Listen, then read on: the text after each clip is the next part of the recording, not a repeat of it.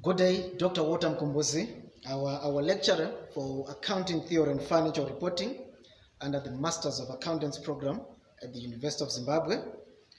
My group, which is going to be presenting journal number 2, is as follows. Tapiwa Zuze, Hodhera, Bright Mureyani, Nelson Kokota, as well as Madewu. The journal that we are going to be presenting, the journal number 2, is called Towards a Theory of Cultural Influence on the Development of Accounting Systems Internationally. Shall repeat once again. Towards a Theory of Cultural Influence on the Development of Accounting Systems Internationally. And this is the journal written by one S.J. Gray. The presentation outline is going to be as follows. The introduction of the team, which I've already done, is going to be done by Tapiwa Zuze, who is the group leader of this particular group. The journal information is going to be presented by Madewu. The dependent and independent variables is going to be presented by Nelson Kokota. The theories and the models identified in this particular journal are going to be presented by Hodhera. The methodology used is going to be presented by Tapiwa Zuze.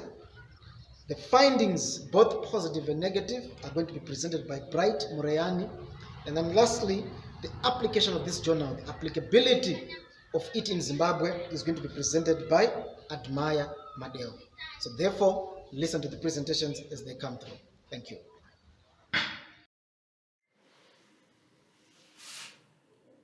Hello and good day. I'll be presenting on the background of a journal paper by S.J. Gray titled Towards a Theory of Cultural Influence on the Development of Accounting Systems Internationally. 1988. Countries of data include those from Europe, America, Asia, and Africa. The author explores the influence of factors culturally in shaping the nature of accounting systems used by various jurisdictions across the world. The paper also seeks to explain the extent to which international accounting is related to differences in cultural factors. In this regard, the researcher took particular interest in prior research work on international classification and the influence of cultural factors and the cultural dimension and its applicability to accounting. In a nutshell, the paper singles out cultural factors from various environments to study the relationship with the development and regulation of accounting systems and the attitudes toward the financial management and disclosures. Good evening. My presentation will be focused on the dependent variable as well as the independent variables. We managed to identify the accounting systems as the major dependent variable. Accounting system is defined as a set of accounting processes with integral procedures and controls that are used in the preparation of financial reports. Now, I'll dwell on the independent variables. The major independent variable in this journal are cultural factors. Cultural factors are said to emanate from the culture and societal values at large. On societal values, we have individualism, power distance, uncertainty avoidance, and masculinity, which are all said to determine the accounting systems. Accounting attitudes or values determines the authority for and enforcement of accounting systems, the measurement as well as disclosure characteristics of accounting systems. And these accounting values or attitudes, they are derived from societal values, which are determinants of the accounting system. Right. Now, I shall pinpoint some of the accounting values that are said to be the determinants of the accounting system. Firstly and foremost, we are talking of professionalism versus the statutory control. We are seeing that accountants as a profession, the preparers of financial accountants would need to dwell more on professional judgments in the preparation of their financial statements, and so those professional judgments will determine the accounting system. Then on the other hand, we have some nations like China, for example, where there are some dictatorial tendencies and the state controls everything. In that aspect, we say that the state or statutory control will determine the accounting systems. Over and above that professional and statutory control, we now talk of uniformity versus flexibility, wherein we are saying that the need for uniform accounting practices and for the consistent use of such practices, like in the case of IFRSs, will determine the accounting system. On the other hand, we have the need for flexibility, like in the case of the GAAP. That GAAP, for example, the US GAAP, the South African GAAP, the Japanese GAAP, all of them will determine the accounting system. Then lastly, on accounting values, we talk of secrecy versus transparency, where we are saying that confidentiality as well as the desire to disclose determines the accounting system. On one hand, we may say that an organization would not want to disclose some vital information which it perceives as confidential. In that case, if they are more aligned to confidentiality, that confidentiality will determine the accounting system, and also the need to disclose, like in the case of IFRSs, where a more emphasis will be on disclosure. That will also determine the accounting system. Then lastly, there are other factors which are also determinants of an accounting system, and these factors include economic factors like inflation. You talk of political factors like continuous government interference. You talk environmental factors, which include the need for the disclosure requirements for pollution. All of these factors are independent variables that were listed in our journal as determinants of the dependent variable, which is the accounting systems. I thank you.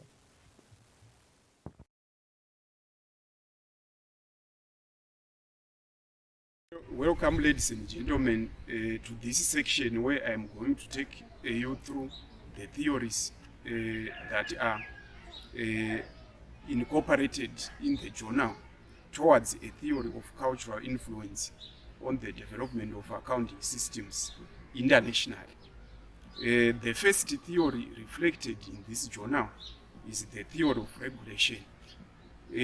Under the professional versus statutory cultural dimensions, it is seen that these dimensions are related to the individual and uncertainty and avoidance dimension. Under the professional aspect, independence and professional judgment are encouraged. A closer analysis of this dimension will reveal that they are related to self-regulation, where a corporate has to self-regulate for the sake of serving its stakeholders. There is also the statutory cultural dimension, which favors mandatory regulation and is common in continental Europe, in such countries as France and Germany. When comparing these two types of regulation, it is seen that self-regulation is the preferred model because it is more enduring and will lead to the corporate providing information in its financial statements which will result in sustainable development, not only for the company but for all its stakeholders. Yet another theory reflected in this journal is the signaling theory by Bean et al. 2011. This theory is premised on the belief that profitable companies which are doing well would want its results to be known to the public. Therefore, the signaling theory is seen to address the secrecy versus transparency cultural dimensions. Under secrecy, usually corporates would want to keep their affairs opaque to the general public. They don't want to disclose their information to the general public, and is in sync with a situation where the corporate hides critical information from its public. Then under transparency, the corporation favors to make known its financial information to the general public. When comparing the two, it is seen that transparency is more preferable, because a company which is transparent will result in there not being information asymmetry, thereby reducing even investment costs to those who would want to invest in the corporation. So under the signaling theory, transparency is recommended as it will ensure long-term survival of the entity. Then the third theory which is reflected in this journal is the legitimacy theory, where we have the masculinity versus femininity cultural dimensions by Maroon and Wostman 2017.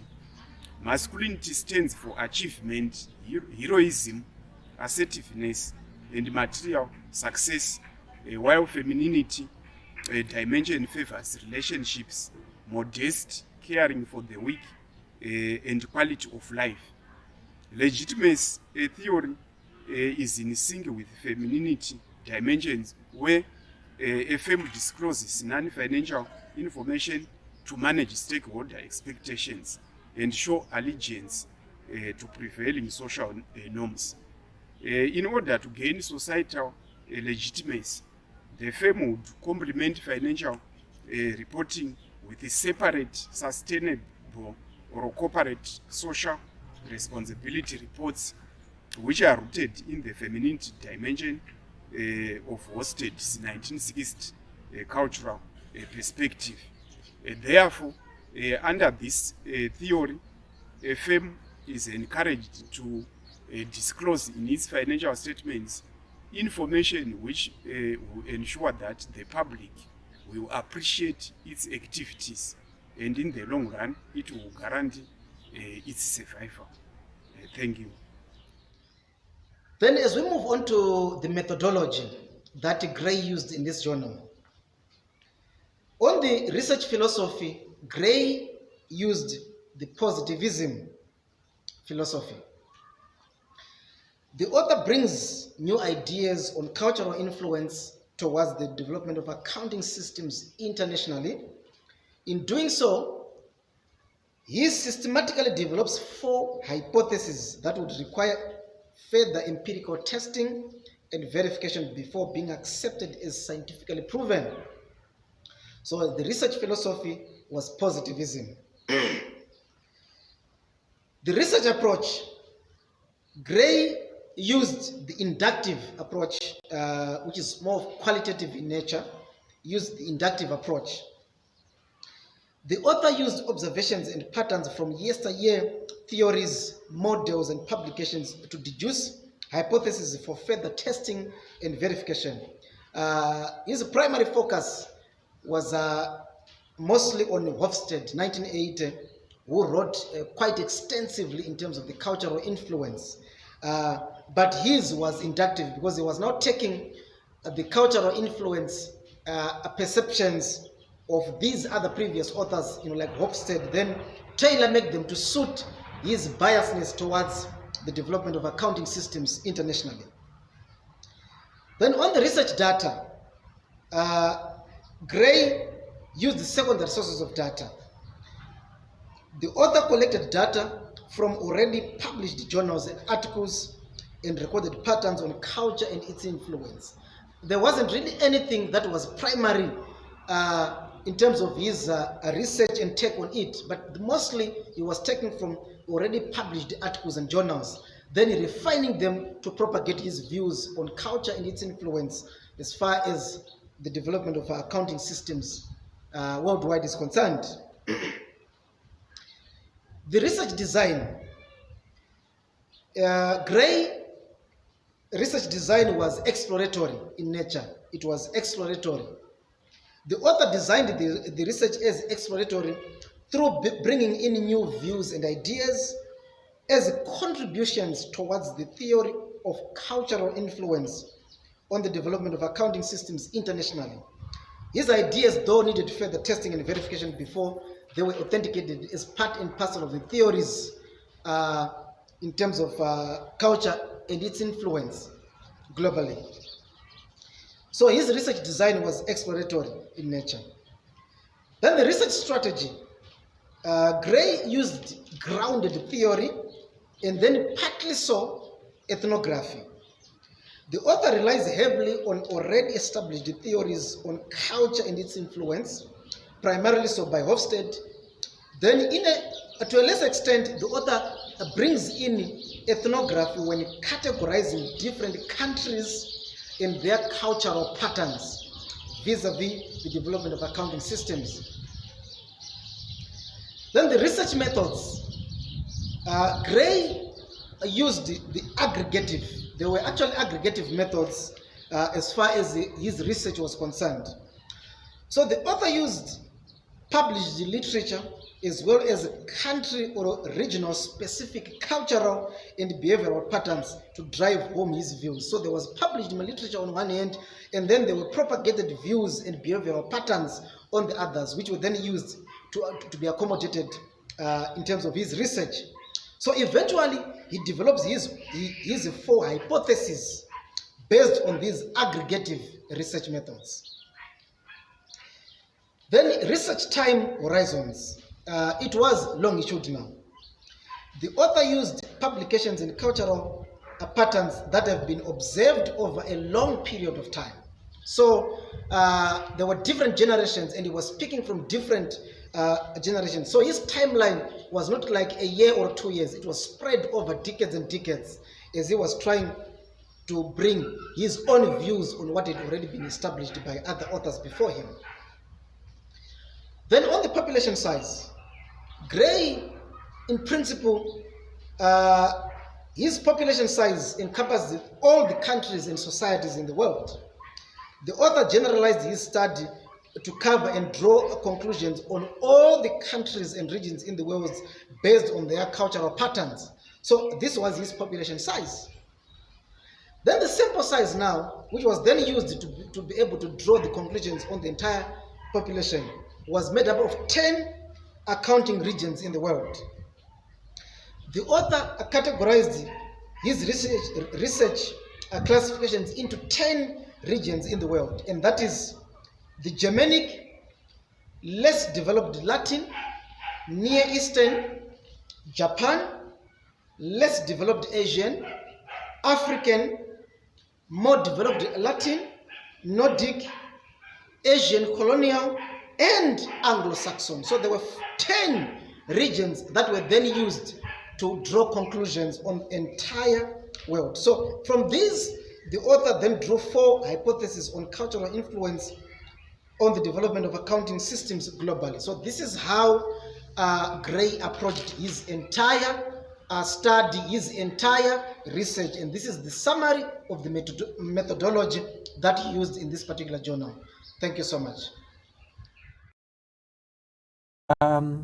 I'm going to look at the findings of the journal towards a theory of cultural influence on the development of accounting systems internationally. And firstly, I'm going to look at positive significance.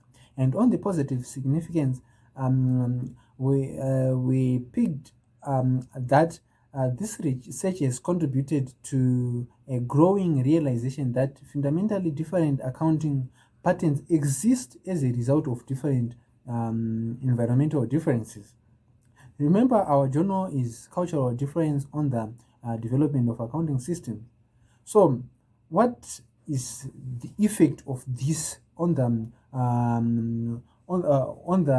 development of accounting systems? By identifying these patterns, it means that this may be useful in permitting a better understanding of the potential for change which exists in the development of accounting system. So, given that any change or given that there is any environmental change that is coming up across the globe or that is coming up in any of the countries, it means that the policymakers are in a position to predict the problems that a country may be likely to face and identify possible solutions that may be feasible given that the experience of the countries which is similar, which patterns have also taken place. So through this journal, we see that by identifying those cultural differences or differences in environments, it means that solutions their solutions are so much easy to be identified to the problems which might arise along the way because of the change. And moving forward, another positive significance is that through the journal there was international classification of differences, and this have a significant implications for the harmonization and promotion of economic. So by that we are saying by being able to identify or by being able to classify differences which exist across the globe, it becomes so easy to integrate and promote economic integration, as it becomes so easy to or which class this country belong to.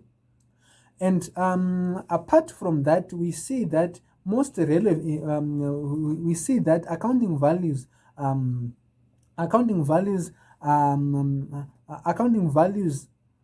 most relevant to professional or statutory authority for accounting systems, and their enforcement will seem to be the professionalism and uniformity dimensions, in that they are concerned with regulation and extent of enforcement or conformity. So through the classification, what we are saying is that the accounting values is now focusing more on the issues which are concerned with informity, as well as conformity, and putting in play and being concerned with the regulation, with the regulation and the extent of enforcement or conformity. On the positive, this study also focused on masculinity, which appears to be of somewhat lesser importance in the systems of accounting values. So looking at that, we can say that this masculinity appears to be of somewhat less important. Then moving on to the negative significant, we can say having formulated hypothesis relating to societal values, to accounting values international, it is evident that most important societal values at the level of accounting subculture would seem to be and certainly avoidance and individualism. And lastly, on the negative insignificant, we can say that the significance of culture in this context is far from clear, and it has been a relatively neglected issue in the development of ideas about um, um, international classification. So that's all we can say about the findings of the journal, which reads towards a theory of cultural influence on the development of accounting systems internationally. Thank you. I will quickly move on to the applicability of the study to the Zimbabwean context. The Zimbabwean society is largely conservative, and this research provides insight for opportunities to identify critical gaps in the established national financial reporting practices. Once these gaps are identified, improvements can be made from then on. We are likely to experience a process where Zimbabwe will come up with world standard financial reporting system. Furthermore, the research presents a fatal opportunity for the discussion on issues which are hindering sufficient financial disclosures by addressing the core cultural influences. A culture of secrecy, which is predominant in the Zimbabwean society, has seen various corporate transactions being conducted with minimal disclosures, which in itself negatively affects the country as a safe investment destination. High-level transparency in itself attracts public shareholding, and due to the availability of the useful information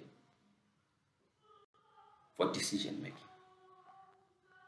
Think briefly, that is how we can apply the work of this research to the Zimbabwean context.